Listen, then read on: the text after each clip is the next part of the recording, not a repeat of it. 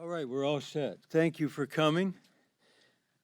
Today, on the House side, we're introducing a bill to extend unemployment insurance, the EUC program, for one additional year. This is our determined effort to move the UI issue from the back burner to the front burner. We have these two charts here, and I just want to mention them. The one here shows behind Lloyd the depth of this recession, and it shows this drop in terms of payroll, non-farm. It's called the Great Recession because that's really what it's been.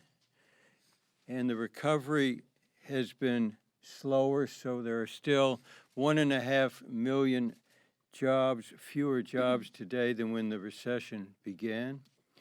This chart here shows the length of the unemployed, and it shows that 36% of the unemployed are long-term, and you can just see how this is different as a share of the labor force the long-term unemployed are.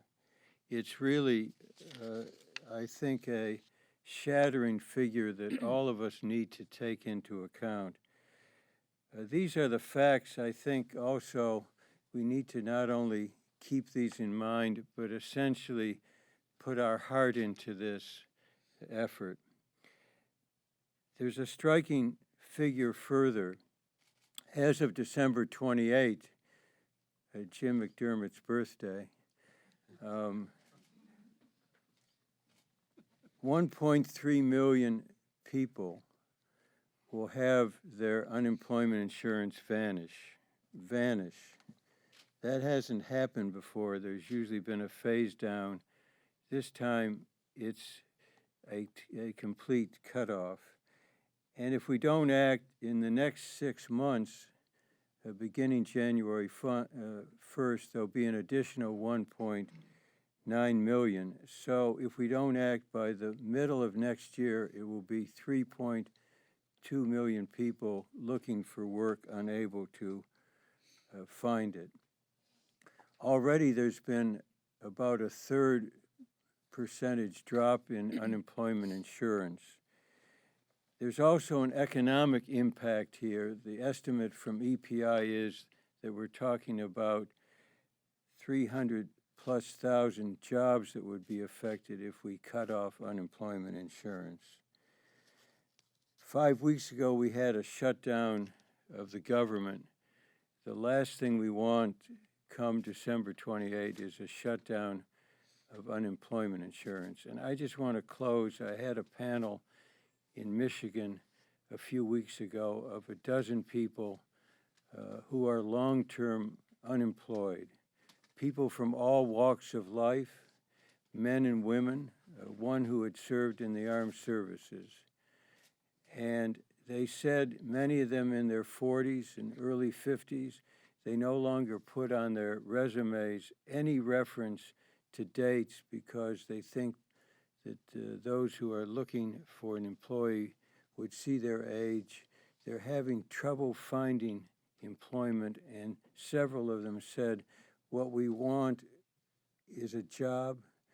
We need unemployment insurance to give us the basics of life and to help us to continue to look for work. Jack Reed has been taking the lead in the Senate. This is a massive effort in both the House and the Senate, and we hope increasingly bipartisan. So now Jack, on behalf of so many of his colleagues, will take over.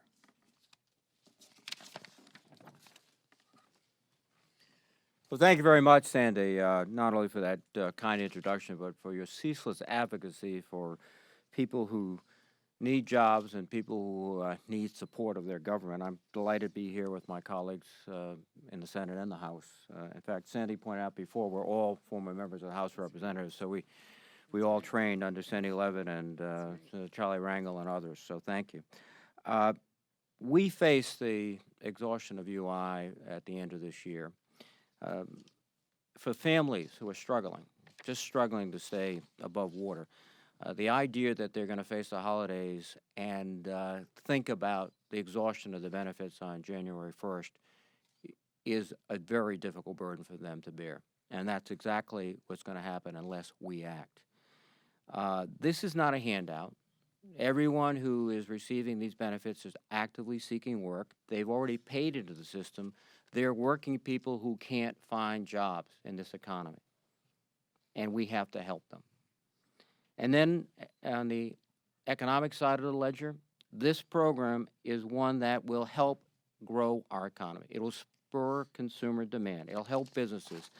As Sandy pointed out, the Economic Policy Institute, that UI, if not renewed, could cost our economy about 310,000 jobs in 2014. We have to build jobs, not take them away.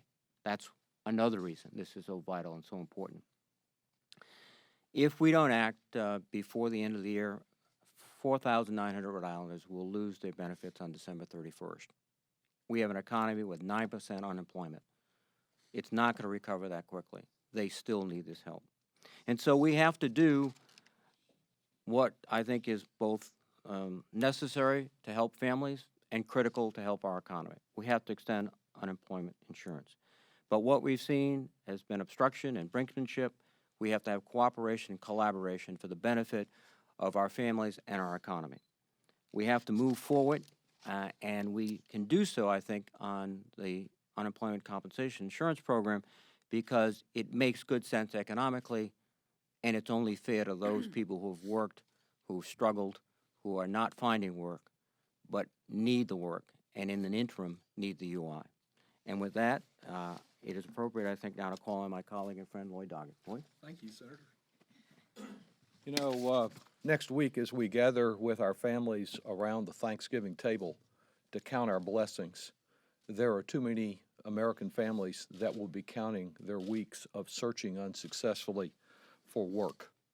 Over 1 million who've been unable to find a job after more than 6 weeks of searching for a job.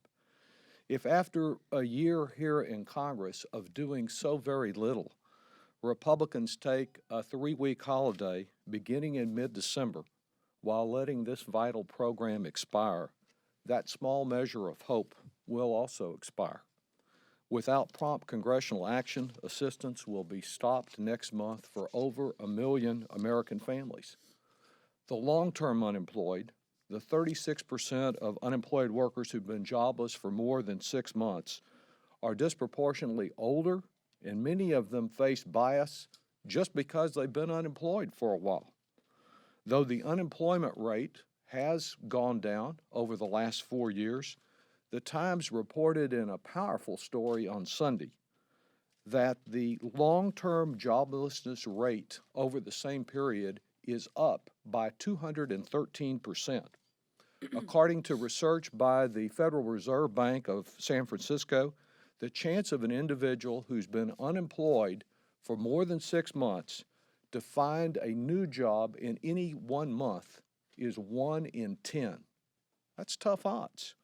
In Texas, the total weeks of unemployment benefits available after the height of the recession have actually been reduced by 40%, from 93 weeks to 54 weeks. But we still have over 68,000 individuals who've been unable to get a job after 6 months of searching. Withholding benefits for those who are seeking work in poor economic climate, withholding benefits for those who are seeking work in a poor economic climate makes just as much sense as withholding aid from those hurt by a poor climate. Cutting benefits can batter a household like a storm can tear down a house. Creating new jobs and training the unemployed to find new jobs is certainly important, but we must preserve this vital lifeline. Someone who recognizes that so well and has worked for job creation but recognizes the importance of maintaining the lifeline is our colleague, Senator Debbie Stabenow. Debbie? Thank you so much. It's wonderful to be here in the House with all of my former colleagues, led by Congressman Sandy Levin, who has been such a wonderful leader on this incredibly important issue for men and women and families in Michigan as well as across the country, and with Senator Jack Reed, who has been our leader on this issue in the Senate. I'm proud to join with all of you on this effort because, as has been said by colleagues, we've just gone through the worst situation, the greatest recession since the Great Depression. A lot of folks think it's over, everybody's back on their feet, and the truth is we still have too many families that are still struggling. We've still got 9% unemployment in Michigan. Now, that's come down a lot. We're glad and we're proud that manufacturing is leading us coming out of this recovery, but we still have 3 people that are looking for work for every 1 job that's available. And I might add that for those of us on the Budget Committee, and Chris Von Holland, who's such a wonderful leader there, if we are not able to stop the recklessness of across-the-board sequester cuts, we are told that 300,000 job training slots will not be available for people. So you look at this picture, the federal unemployment insurance system, and it is insurance, ends right after Christmas. And we lose job training next year to be able to help people find work for their families. Everybody wants the dignity of work. Everybody wants to be able to care for their families. Shame on us in the greatest country in the world if we allow policies to go forward that stop that from happening. So we're here to say we cannot stop that. We should not end the federal unemployment insurance system at the end of December, right in the middle of the holidays when families are hoping and wishing for the opportunities to get Christmas presents, you know, to bring those things out of layaway that they put on layaway all year to be able to bring to the Christmas tree for their kids where they're trying to hold things together and provide for them a family holiday. We don't need to put this at their doorstep in the middle of what families are struggling with right now. It's time, at whatever vehicle is moving between now and the end of the year, to make sure that we are extending the federal unemployment insurance program and that we are doubling down on creating jobs and opportunities for job training for Americans. It's my great pleasure now to welcome to the podium Congressman Charlie Rangel, who has been such a great voice and a leader for so many issues that impact families. Thank you, Senator. You're terrific, and we miss you in the House.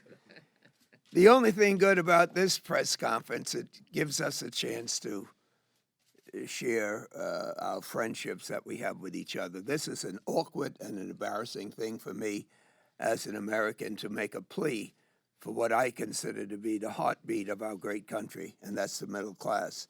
It's more than just money. It's the pride and the dignity of being able to put food on the table, pay the rent, provide health care, and do those things that America is all about. Even if you're poor, the whole hopes that you become middle class and the dreams that everyone aspire. Why we would think that Democrats have to step forward rather than the entire country step forward to protect this, not only for economic reasons, as been well pointed out, but for moral reasons. It is just the right thing to do. And so it seems to me that there is a gap here in terms of not making this a political issue, but making it a moral issue. And I'm making a plea to the spiritual leaders of this country that we've gone far enough in beating up on the lesser of our brothers and sisters. It's one thing for them, the churches and the synagogues and the temples, not to speak out on immigration. It's another thing that we don't hear their voices when we're talking about health care for the uninsured. When food stamps are cut back, we don't see the screaming coming from the religious community. All of these things are biblical. But when people work hard and have the dignity of having a job and lose it through no fault of their own, If it's anyone's fault, it's mistakes that government has made, and then you look for government and they got to make this political issue. I don't think it should be that way. These people have paid into a system that even if the economy has let them down, our country should not let them down. And so I can make a plea. The only thing missing in this discussion is the moral issue, not the political issue, not how much we will gain by doing this economically, but for God's sake, those people that have been touched by a superior being, we need your help now. It's my pleasure, who God has blessed in having her to be a leader in the House and co-chairing a committee that has been set aside for the poor. I would like to believe when I came to the Congress over 4 decades ago that I did all of this work in the church. But Barbara knows, and we all know, that it's necessary now for the Congress to get involved to take care of those who have fallen between the cracks in this great country. It's an honor to bring to the podium Barbara Lee. Thank you very much, Mr. Rangel, and thank you for your tremendous moral leadership in this body. Your clarity of purpose and moral authority is remarkable and so needed at this moment in our history. And to our ranking member, Sandy Levin, thank you for your consistent leadership on behalf of those who really don't have a voice in this Congress. And, of course, to Senator Debbie Stabenow, let me just thank you once again for your leadership on so many issues. And as I see you, Senator Stabenow, I think about what we're doing today in terms of how the poor, working poor, the unemployed, people who are living on the edge are under siege. When you look at the Farm Bill, for example, people who are going to possibly, if we don't do something, lose their unemployment compensation at the end of the year, also received a cut in SNAP benefits as of November 1st, an automatic cut. And here now with another cut in workforce training, cut in Head Start, what in the world are we doing in this country? This is un-American. It is wrong, it's morally wrong, and it's economically stupid. And so when we talk about the extension of these benefits, we're talking about benefits to help people as a bridge over troubled water. You've heard, and we know, people want to work. People want to work. Unemployment compensation is a great economic stimulus for our economy, if in fact that's the only value that one holds. If it's economic, well, that's a good economic investment. But I think all of us today are talking about who we are as Americans and why cutting unemployment benefits really is not who we are as a nation. And we must extend the federal emergency unemployment compensation program because that's the right thing to do. That's the correct thing to do during this holiday season. And finally, I will just say I'm so delighted now to bring forth our ranking member on the Budget Committee and a member of the Budget Conference Committee, Congressman Chris Van Hollen, who has been such a leader in holding the line, first of all, on so many of the horrific cuts that are taking place, but also trying to steer our budget in a direction that creates jobs and opportunity for all. And to Congressman Van Hollen, we are circulating a letter, Congressman Doggett, myself, and others, to really let you know that we're watching your back. And that there are many, many, many members in this caucus who want to make sure that unemployment compensation is extended in these budget negotiations. And so I just want to thank you so much for your leadership and for your consistent commitment to those. Thank you, Barbara. And I want to start by thanking Barbara Lee for all her incredible work on these issues for families who are continuing to struggle in very difficult times, and to Sandy and Debbie and everybody here for their work in trying to make sure we address this issue. And we're here to have a very simple message, which is that Congress has to do the right thing and extend unemployment compensation, and it has to do it before Congress packs its bags and adjourns in the middle of December, because this is a cliff for these families. and for the communities that these families live in.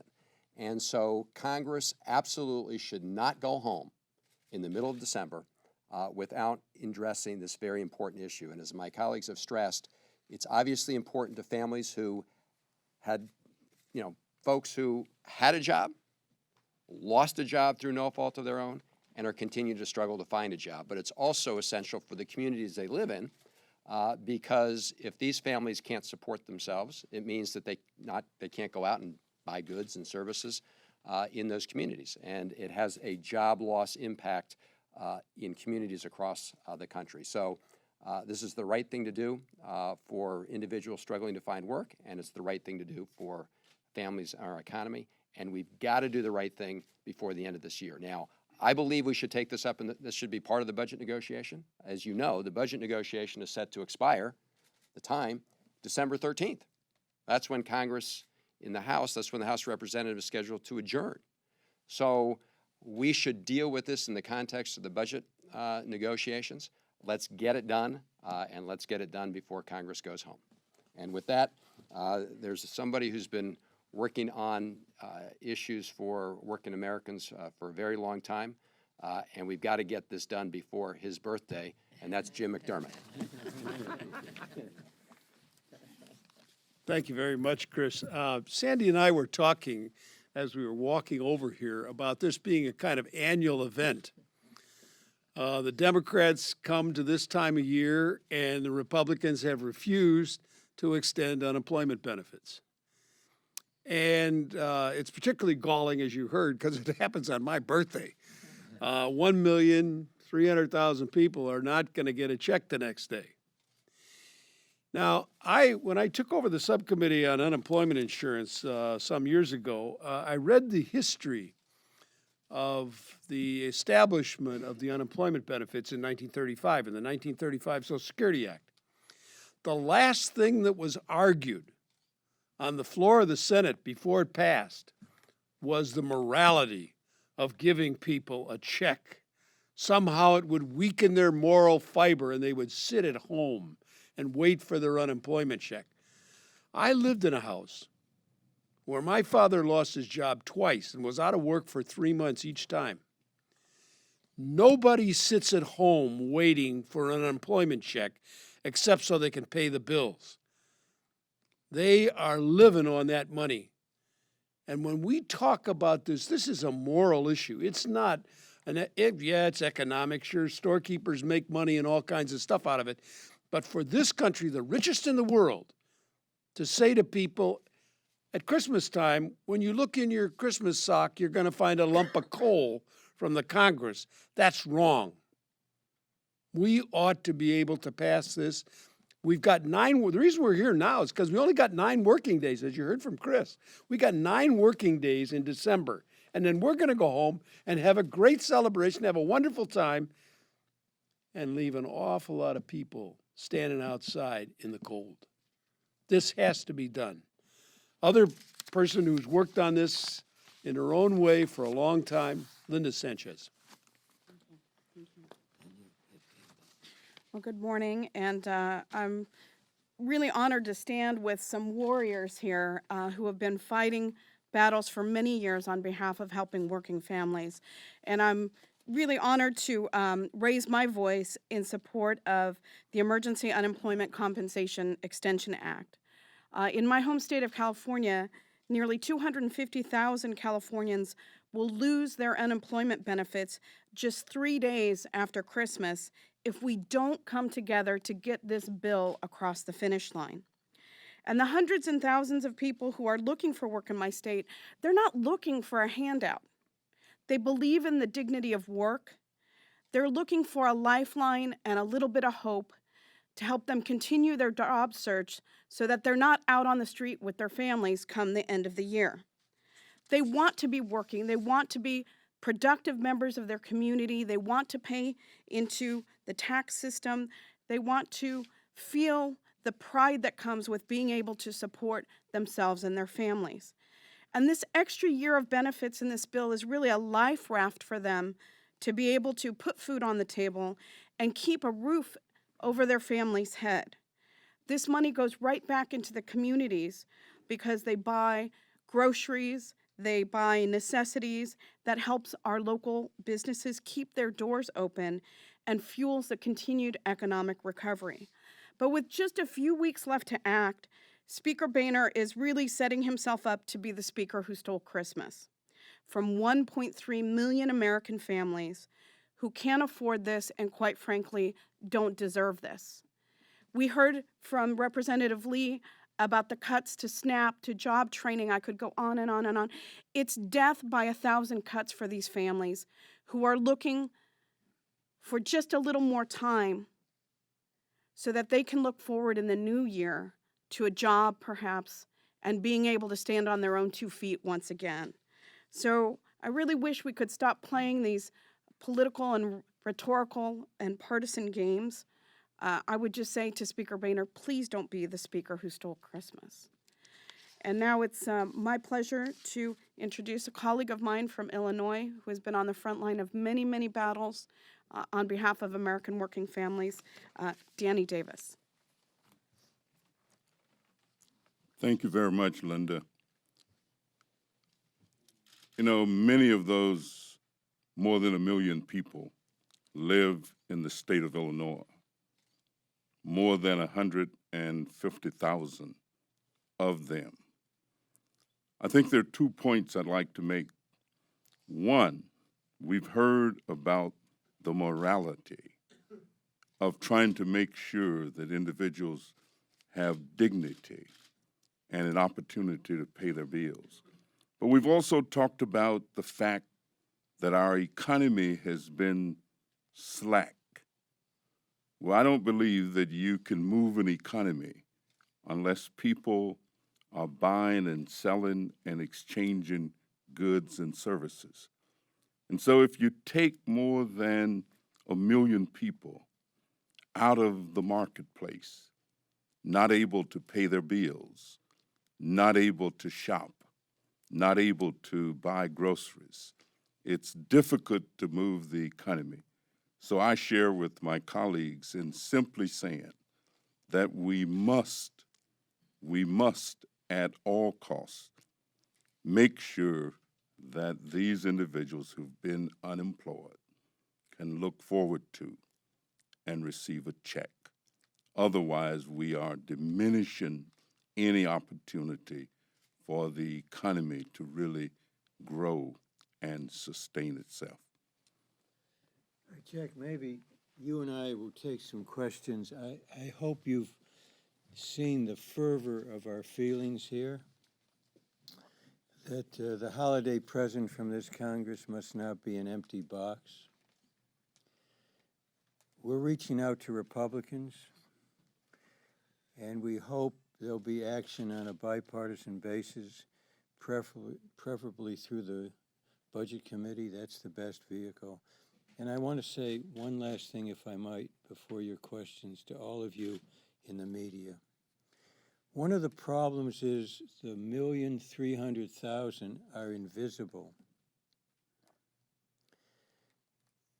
It's not easy to find them. Privacy doesn't allow us to get a list. If you extended the 1.3 million from here, try to figure out how far that line would extend. A long, long ways. And I hope the media will try to, in each of our localities, and I hope members will do what I did when we go back home and go to offices where periodically the unemployed come and hear their stories. The stereotypes are all wrong. The dozen that I talk with, as I mentioned earlier, hardworking people, they've exhausted their state benefits except in 2 cases, and they were going to do that in a few weeks. This is a human crisis for hundreds of thousands of people. And this institution that we all love, we love this institution. We're proud to be part of it. Has to step up to the plate. It has to do it. This hasn't happened before, that the sword falls in terms of the federal program. All right, any questions, throw it, the two of us and others may join in. In the past few years, when there has been a Christmas deadline, Democrats have argued, well, we've never let benefits expire when the national unemployment rate is above 7.2%. And this Christmas, we could be at or even below 7.2%. So what will you say then? Just look at the charts. Just look at the charts in terms of the duration of unemployment.